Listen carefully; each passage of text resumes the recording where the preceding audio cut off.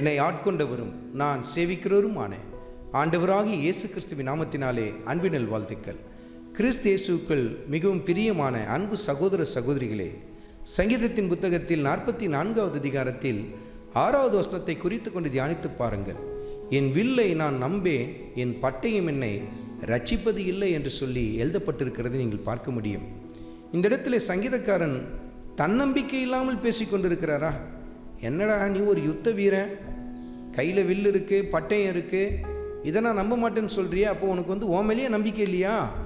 சில பேர் சொல்லுவாங்க, உன் மேலேயே உனக்கு நம்பிக்கை இல்லைன்னா கடவுளால் கூட உனக்கு காப்பாற்ற முடியாது அப்படின்னு சொல்லுவாங்க. இதெல்லாம் பெரிய தத்துவ ஞானம் போல காணப்படும்.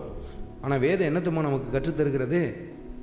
தன்னம்பிக்கை குறித்து வேதாகமும் நமக்கு போதிக்கவில்லை. மாறாக உன்னை நம்புவதை நீ விட்டுவிட்டு முற்றுமுடிய ஆண்டவர் இயேசு கிறிஸ்துவை சார்ந்து கொள் என்று சொல்லித்தான் கர்த்தருடைய வார்த்தையை நமக்கு போதித்து கொண்டிருக்கிறது. பாருங்கள், உலகம் தன்னம்பிக்கையை போதிக்கும், ஆனால் வேத வாக்கியங்கள் ஆண்டவர் இயேசு கிறிஸ்துவின் மீது நாம் வைக்கிற விசுவாசத்தை நமக்கு போதிக்க ஆரம்பிக்கும்.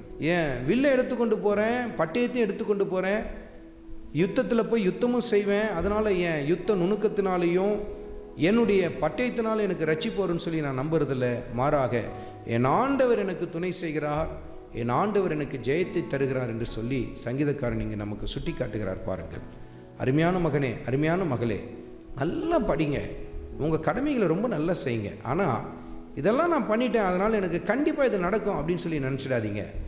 எல்லாவற்றுக்கும் மேலாக தேவ கிருபையை சார்ந்து கொள்ளுங்கள். ஆண்டவரிடத்தில் முற்றுமுடிய உங்கள் காரியங்களை அர்ப்பணித்து அவரை சார்ந்து கொண்டு செயல்பட ஆரம்பிங்க.